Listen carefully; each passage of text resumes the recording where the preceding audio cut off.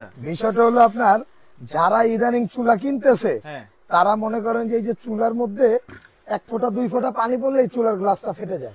কিন্তু আজকে আমরা এমন একটা চুলা নিয়ে আসছি, হ্যাঁ এটা হলো আপনার প্রেস্টিজ সিগনেচার। আচ্ছা, চুলা কিন্তু চলতেছে। এই যে দেখেন চুলা রানিং, এই যে রাইট, এই যে দেখেন, এই যে এবং বরফ এই যে কিন্তু দেখেন, খেলতেছে। এই যে বরফ খেলতেছে, এটা কচু পাতার মতো খেলবে। আচ্ছা, আর এটা হলো কি ভাই, আমি আপনাদের বলি, প্রেস্টিজ সিগনেচার। প্রেস্টিজ সিগনেচার এবং সম্পূর্ণ ওয়াটারপ্রুফ একটা চুলা।